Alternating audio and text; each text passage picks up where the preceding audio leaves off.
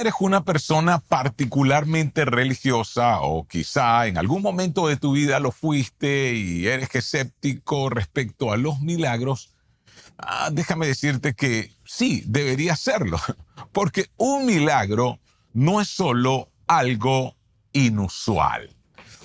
Hacer, ¿qué te digo yo? Un home run o meter un gol, o si juegas golf, meter un hoyo en uno, es algo genial. Pero mira, no es un milagro. Que haya recordado tu cumpleaños parece un milagro, pero no lo es.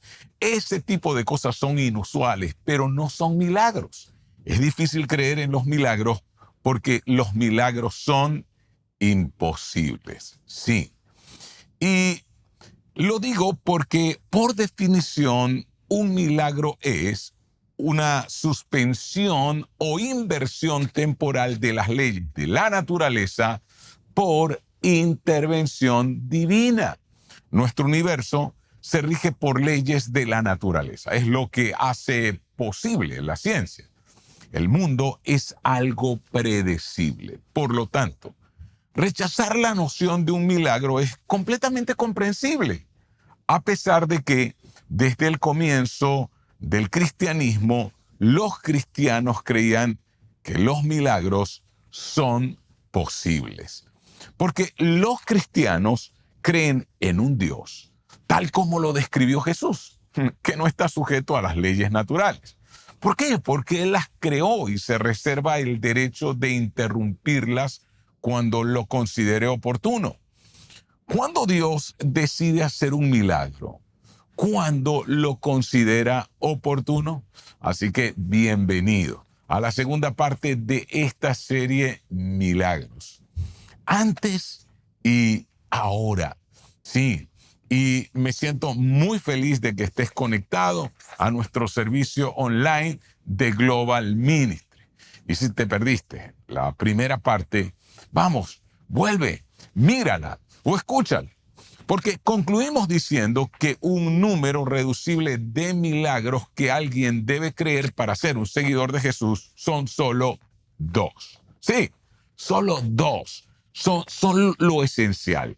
Y de allí, entonces, partimos para creer los milagros que se encuentran en todas las Escrituras. Así que, ¿cuáles son esos 2 milagros que se convierten en el mínimo reducible? El primero es el milagro del universo, que es el fundamento de nuestra fe en Dios. Y sí, ese milagro entonces nos muestra que hay un Dios que creó los cielos, la tierra, todo lo que existe, y es un verdadero milagro. Y el segundo es el milagro de la resurrección de Jesús. Es el fundamento de nuestra fe. Impulsó la fe cristiana. Si Jesús no hubiese resucitado, no existirían cristianos, no existiría la iglesia. Y posteriormente nos trajo la Biblia. Es decir, que lo que conocemos como la Biblia cristiana, compuesta por la Biblia hebrea, el Tanaj, el Antiguo Testamento y el Nuevo Testamento, los 27 libros que aparecen allí en el Nuevo Testamento, fueron originados por la resurrección de Jesús. Así que si eres cristiano, no tienes problemas con ninguno de los dos. Crees que Dios, Padre, creó los cielos, la tierra, todo lo que existe y que Jesucristo resucitó. Ahora, la pregunta, y probablemente sea tu pregunta, y es mi pregunta, es, ¿son posibles los milagros en nuestros días? Y la otra pregunta que nos hacemos es, ¿cómo puedo conseguir uno? ¿Cuál es la fórmula, el código, el número de PIN o la contraseña para que un milagro ocurra? Aparte de, si quieres ganar mucho dinero, ¿sabes qué? Puedes escribir un libro prometiendo el código con algunos ejemplos, diciendo, este libro dice cómo ocurre un milagro.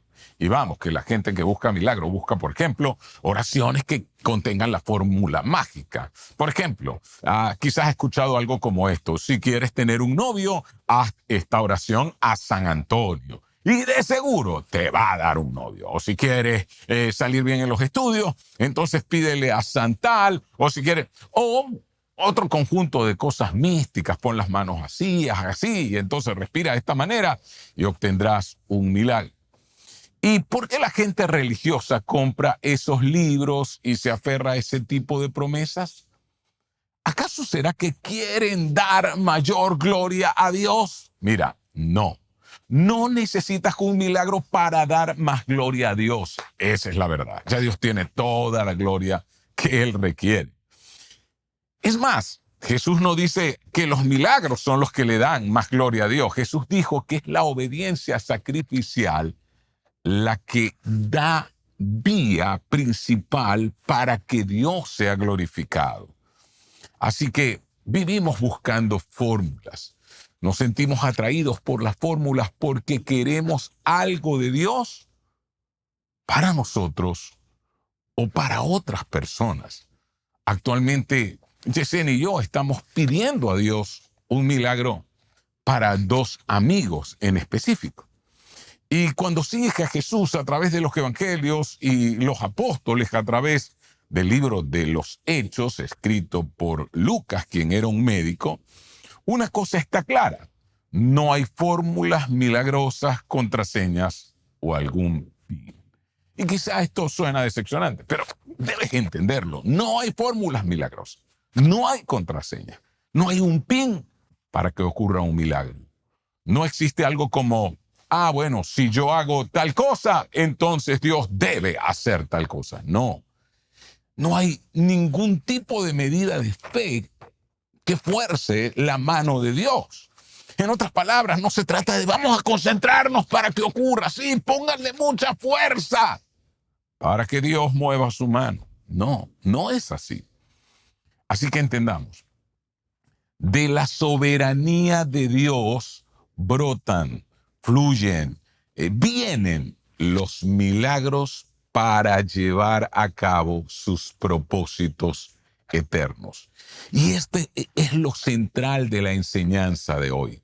Así que hablando desde una perspectiva humana, al leer el Nuevo Testamento, tú mismo comprobarás que Dios fue gloriosamente inconsistente cuando se trata de milagros. Sin embargo, también verás que los hombres y mujeres que experimentaron su inconsistencia de primera mano permanecieron fieles de todos modos, porque su fe no estaba anclada en la disposición de Dios a intervenir en su nombre ni en el de sus seres queridos. Su fe estaba anclada en la realidad de que Dios ya lo había hecho, ya había demostrado su amor, ya había intervenido, ya había mostrado el mayor de los milagros, y lo hizo en nombre de miles y millones de personas. Así que hay una narración en el Nuevo Testamento que ilustra esta tensión a la perfección, y quizá has oído o conozcas parte de ella.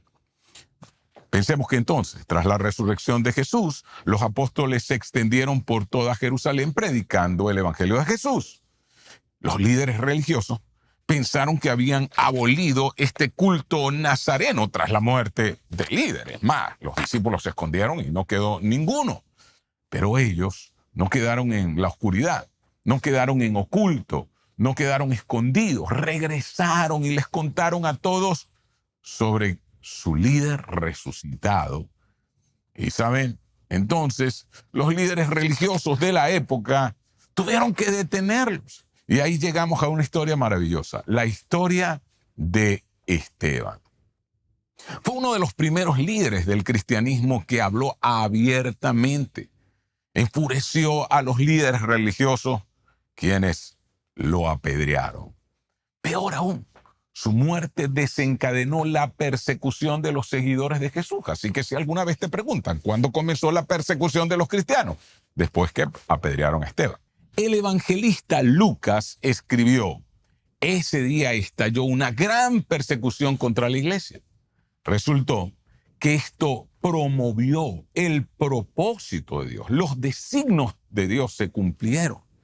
Y veamos cómo lo relata Lucas. Él dice: los que se habían dispersado a causa de la persecución que se desató por el caso de Esteban, llegaron hasta Fenicia, Chipre y Antioquía, sin anunciar a nadie el mensaje excepto a los judíos. Ellos que eran judíos fueron a todas estas ciudades, se encontraron con otros judíos que también esperaban al Mesías y les hablaron acerca del Mesías que había venido, muerto, resucitado y ascendido a los cielos. Y Lucas sigue diciendo, sin embargo, había entre ellos algunas personas de Chipre y de Cirene que al llegar a Antioquía comenzaron a hablarles también a los de habla griega, anunciándoles las buenas acerca del Señor Jesús. Y esto es maravilloso. ¿Por qué? Porque el mensaje de Jesús rompió en ese momento el muro entre judíos y gentiles. Ya no solo le estaban hablando a los judíos, ahora le estaban hablando a los de habla griega, que quiere decir que no hablaban hebreo, quiere decir que no eran judíos. Y ahora el evangelio estaba llegando a aquellos que no eran judíos. ¿Y qué está pasando entonces allí? Vea lo que dice. El poder del Señor estaba con ellos. Les estaban hablando y el poder del Señor estaba con ellos y estaban ocurriendo cosas maravillosas. Ahora, recuerda que comencé a hablar de Esteban. ¿Qué hay de Esteban? ¿Por qué no estuvo la mano del Señor con Esteban o el poder de Dios con Esteban, así como estuvo con aquellos que se dispersaron después de la persecución? Mira, lo importante que debes saber es que sí, el poder de Dios estuvo con Esteban. Escucha lo que Lucas dice sobre Esteban, quien era un comunicador poderoso del mensaje del Señor.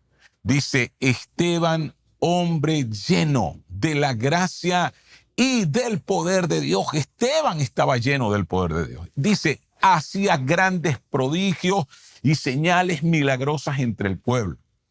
No había duda que este era un hombre llamado por Dios y escogido por la iglesia, por medio del Espíritu Santo. Él realizó milagros en el nombre de Jesús. Esteban era un hacedor de milagros, pero no logró ninguno para sí. Así que cuando enfrentas personalmente este tipo de falta de coherencia con Dios, debes saber que está bien. Es un ejemplo de la gloriosa inconsistencia de Dios. Mientras tanto, miremos lo que estaba pasando en Judea.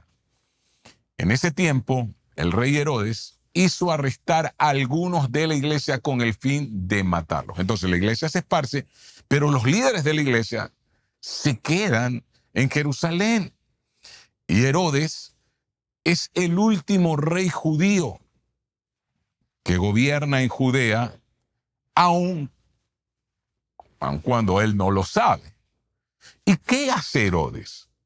Dice a Jacobo, hermano de Juan, esto es muy importante que entiendas, a Jacobo, otras versiones dicen Santiago. ¿Quién es este Jacobo o Santiago? ¿Recuerdas a los primeros 4 hombres que Jesús llamó para seguirlo? Eran 2 pares de hermanos, Pedro y Andrés, y los hermanos Santiago y Juan, no Juan el Bautista, sino Juan el Amado, que escribe el Evangelio de Juan y luego el Apocalipsis. Todos eran amigos del mismo pueblo de pescadores. Y Santiago fue uno de los primeros 4 seguidores de Jesús. Jesús lo llamó a él, fue uno de los 4 primeros. ¿Y qué hace Herodes? Dice, lo mandó matar a espada. Sí, fue ejecutado sin milagro de rescate, sin un ángel que apareciera. ¿Acaso tenía que terminar su vida apenas que en el primer capítulo de la iglesia? Y su hermano Juan, él es el único apóstol que no fue martirizado. Y tú te preguntas, pero ya va, ¿por qué a uno lo decapitan y al otro lo dejan vivir hasta que muere? Es más, Juan vivió hasta una edad muy avanzada y es otro ejemplo de la inconsistencia de Dios.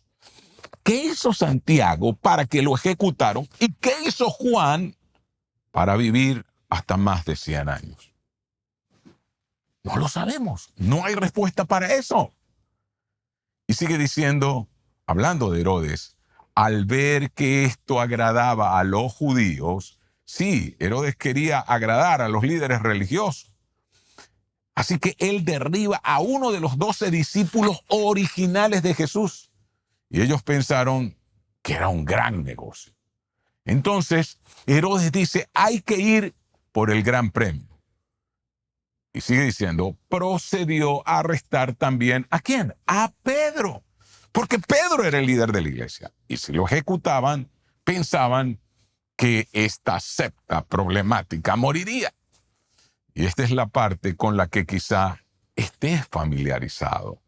Lucas sigue diciendo, después de arrestarlo, lo metió en la cárcel y lo puso bajo vigilancia de 4 grupos de 4 soldados cada uno. Tenía la intención de hacerlo comparecer en juicio público después de la Pascua. ¿Recuerdan cuando crucificaron a Jesús? Sí, en la Pascua. Quiere decir que entonces en esta Pascua Herodes quería dar, así como Pilato, quería darle un regalo a los líderes judíos. Pedro estaba vigilado 24 horas del día, los 7 días de la semana, porque era valioso. Y Herodes esperaba problemas. Pero la iglesia oraba constante y fervientemente a Dios por él. Así que Pedro necesitaba un milagro. Y pasaron los días. Y sigue diciendo, la misma noche en que Herodes estaba a punto de sacar a Pedro para someterlo a juicio, este dormía entre 2 soldados, sujetos con 2 cadenas. Unos guardias vigilaban la entrada de la cárcel, así que para que Pedro saliera vivo de ahí, se necesitaba un milagro. Mira, Pedro estaba encadenado entre 2 guardias y otras 2 que estaban en la puerta. Era un prisionero de gran valor. No invertirían tanto dinero pagando soldados si este hombre no hubiese sido tan valioso. De repente apareció un ángel del Señor y una luz resplandeció en la celda. Despertó a Pedro con unas palmadas en el costado y le dijo, date prisa, levántate. Las cadenas cayeran de las manos de Pedro. Cuando cayó en cuenta de esto, fue a casa de María, madre de Juan, apodado Marcos, que por cierto es el que escribe el Evangelio de Marcos, donde muchas personas estaban reunidas orando. ¿Recuerda? Ya lo habíamos dicho, la iglesia estaba orando por él. Llamó a la puerta de la calle. Así que Pedro se despierta, piensa que todo es un sueño. Cuando se espabila y entiende, no, es real, va a esta casa. Y salió a responder una criada llamada Rode. ¿Y qué es una criada? Es una niña adoptada que comienza a ser como de la casa, pero parte del servicio. Al reconocer la voz de Pedro, se puso tan contenta que volvió corriendo sin abrir. Y dijo, ¡Pedro está en la puerta!, exclamó. Mira, ¿qué es lo que está ocurriendo? Yo quiero que entiendas. Pedro está en la cárcel, la iglesia se reúne a orar, estaban orando por un milagro. Sin embargo, cuando el milagro sucede, te diré cuál es la respuesta de este grupo que estaba orando. ¿Estás loca?, le dijeron. Mira, finalmente lo dejaron entrar. ¿Pero por qué le dijeron estás loca? Porque eran hombres y mujeres que habían visto a Jesús resucitado, o aunque lo habían visto resucitado. Incluso para ellos los milagros eran algo no cotidiano. No era usual que ocurrieran milagros. Ellos habían experimentado de primera mano los milagros de Jesús. Ellos habían visto a Jesús hacer milagros. Pero era tan inconsistente que Dios realizara uno y respondiera a su oración que quedaron impactados. Y por eso le dicen a Rode, ¿estás loca? Habían experimentado la inconsistencia intencional de Dios de las maneras más dolorosas imaginables. Ellos sabían que Santiago estaba muerto, que muchos habían tenido que huir. Pensar que Pedro iba a salir de allí a salvo era inimaginable. Habían perdido un amigo y hermano a manos del rey Herodes. Así que cuando vieron a Pedro allí de pie, dice, estaban asombrados. No dijeron, oh, yo sabía. No. Mira, de vez en cuando Dios interviene. Sus caminos no son nuestros caminos y sus propósitos no son siempre nuestros propósitos. Pedro describe rápidamente lo sucedido. Les habla lo que le pasó. ¿Y qué hace? Para protegerlos, porque probablemente era la casa de Juan Marcos y probablemente la mamá de Juan Marcos era hermana de Pedro. Entonces Pedro se va a otra casa segura, quizá fuera de la ciudad. Mientras tanto, veamos lo que ocurre. Lucas relata, al amanecer se produjo un gran alboroto entre los soldados respecto al paradero de Pedro. Herodes hizo averiguaciones, pero al no encontrarlos, les tomó declaraciones a los guardias y mandó a ejecutarlos. Después viajó a Judea, a Cesarea, y se quedó allí. Y yo quiero que sepas, menos de 12 meses después, el rey de Herodes muere de una muerte horrible a causa de una gangrena infestada por gusanos, y el mismo Lucas lo relata. Mientras tanto, Juan Marcos, ¿lo recuerdas? Escribe el Evangelio de Marcos, el relato de Pedro de sus experiencias con Jesús, porque fue Pedro quien le dictó. Juan, el hermano de Santiago al que habían decapitado, escribiría su Evangelio. 3 cartas adicionales, primera, segunda y tercera de Juan, para animar a los cristianos. Y finalmente Juan escribe el Apocalipsis. Pedro viaja para ayudar a establecer iglesias y escribe 2 cartas. Finalmente es arrestado y es llevado a Roma, y esta vez no hubo milagro para él.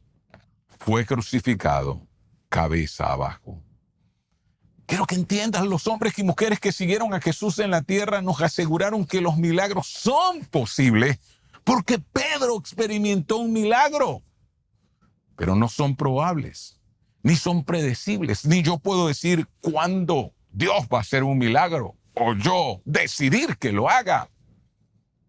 Es más, no puedo declararlo, ni debería ser tan arrogante como para pretender que lo puedo hacer. Lo más importante es que no son necesarios para nuestra fe ni para nuestra fidelidad, porque no fueron necesarios ni fueron esenciales para la fe y para la fidelidad de la iglesia que fue perseguida. Y es importante. Los primeros cristianos asumieron la realidad de que de la soberanía de Dios brotan, emanan, fluyen, vienen los milagros para llevar a cabo sus propósitos eternos. Y los primeros cristianos estuvieron de acuerdo con eso. Basándose en lo que escribieron, puedo verlo. También nos asegurarían algo más. Eres libre para pedirle a Dios cualquier cosa. Puedes suplicarle a Dios como lo hizo Pablo cuando le pidió que le quitara una dolencia física, algo de lo cual hablaremos la próxima semana y no quiero que te lo pierdas. Pedro dijo y prometió, echen toda su ansiedad sobre él porque él cuida de ustedes. Que puedo depositar mis preocupaciones en mi Padre Celestial confiando en que Él cuida de mí. Honramos a Dios cuando le pedimos que haga solo lo que Él puede hacer. Sí, lo honramos. Ese proceso fortalece la fe cuando nos involucramos en Él. Tanto Pedro como Pablo nos asegurarían que no tenemos que negociar con Dios porque Él es nuestro Padre. Que no tenemos que decirle, oh, si tú haces esto, yo te prometo que. O cumplir promesas. No vemos en ninguna parte de las Escrituras del Nuevo Testamento ni a Pedro, ni a Juan, ni a Pablo negociando con Dios. Simplemente pídelo. Escucha al final de su ministerio terrenal. Jesús nos enseña a pedir. Él modeló en el huerto de Getsemaní cómo pedir. Está a poco tiempo de ser arrestado, está orando solo, está angustiado y sabe lo que viene y cómo ora. Él dice: Padre, si quieres, aparta de mí esta copa, pero no se haga mi voluntad, sino la tuya. Así que no sé si alguna vez has terminado tus oraciones así, pero mira lo que Jesús nos enseña, que los milagros vienen, brotan realmente de la soberanía de Dios, que Dios es soberano, que Él decide cuándo hacer un milagro, que yo puedo creer que si Él hace un milagro, eso va a ayudar a su propósito. Y podemos pensar: pero Dios, ¿por qué te llevaste a Santiago? ¿Por qué lo tenían que decapitar? Si era uno de los primeros 4, podía haber escrito algo, o podría haber extendido el evangelio, o podría haber llegado no sé hasta dónde. ¿Por qué uno de los 12? Mira, se cumplió la voluntad de Dios, y esa era la voluntad de Dios. Y ese era el propósito de Dios, y ese era el designio de Dios. Así que quiero hacerte estas preguntas. ¿Alguna vez te has sentido confundido o desanimado por la aparente inconsistencia de Dios? ¿Alguna vez te han presentado una fórmula que garantiza el milagro que estás pidiendo? Quizá conoces a alguien que haya hecho algo inusual porque un predicador le prometió que así funcionaría.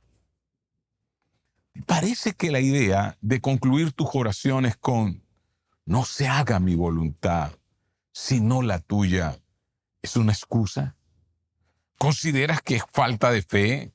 ¿Consideras que es como decirle a Dios: bueno, no creo mucho, como si le estuvieras dando excusas a Dios? Mira, aquí hay tanto que absorber y me encantaría que te aprendieras esto de memoria. De la soberanía de Dios, no de la nuestra, de la de Dios. Un Dios que conoce el pasado, el presente, el futuro, un Dios omnisciente, omnipotente, omnipresente. De esa soberanía, de su voluntad, brotan, fluyen. Es a su discreción que ocurren los milagros para llevar a cabo no mi propósito, sino sus propósitos eternos, no las cosas temporales. Los milagros fluyen, y cuando ocurre un milagro, que es algo insólito, tiene que ver con los propósitos eternos del Padre. Y eso está bien, porque Él es Dios. Y a través de Cristo Él ha demostrado su gran amor para ti en una colina a las afueras de Jerusalén. Él no tiene que hacer, a decir verdad, nada más por mí. Él dio su vida. Él resucitó. Él demostró ser Dios. Sin embargo, en su amor, oye nuestras oraciones, está con nosotros todos los días hasta el fin del mundo, nos da fuerza, nos dio de su Espíritu Santo. Y a decir verdad, puedes depositar todas tus preocupaciones en Él, con la ayuda de que Él te escucha, te conoce, y estoy seguro que se preocupa por ti. Mira, como seguidores suyos, sus propósitos y su voluntad son lo que también nos debe interesar. Por eso esa oración es tan poderosa. No se haga mi voluntad, sino la tuya. Terminamos nuestras oraciones de esa manera. Cuando nos sometemos a sus propósitos y voluntad, nuestra fe se entrelaza con su identidad y algo sucede en nuestro interior. Somos transformados, porque no te vas a llevar cosas a la vida eterna, pero te llevarás tu carácter. Por eso Dios está más interesado en tu carácter que en tu comodidad. Y cuando tu vida es transformada,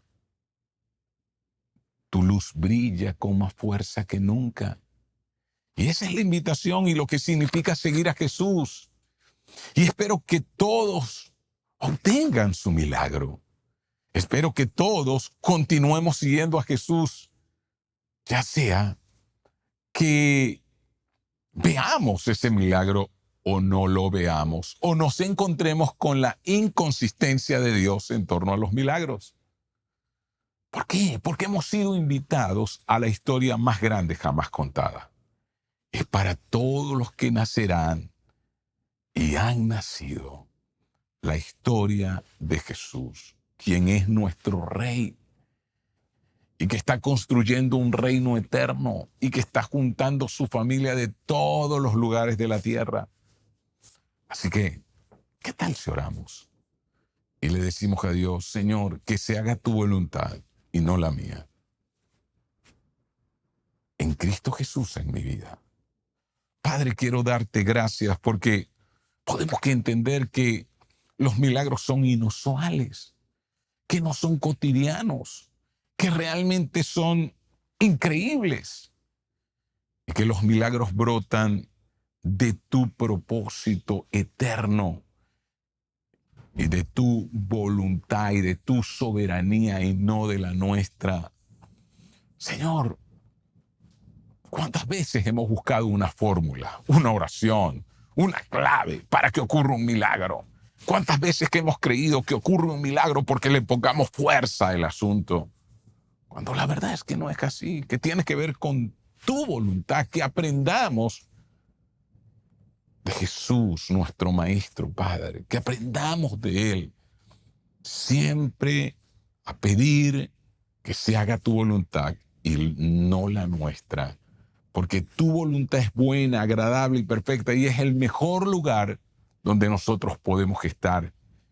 Y no tenemos por qué saber el futuro. Confiamos en tu voluntad, porque nuestras vidas te pertenecen.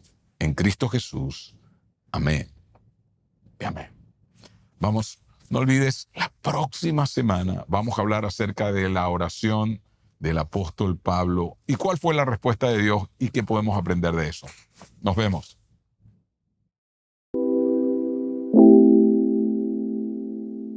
¿Conoces las formas de contribuir financieramente? Ahora donar es más fácil. Ingresa a yosoyglobal.org, ve a la sección Dar, selecciona tu campus, ingresa tu aporte y haz clic en Donar.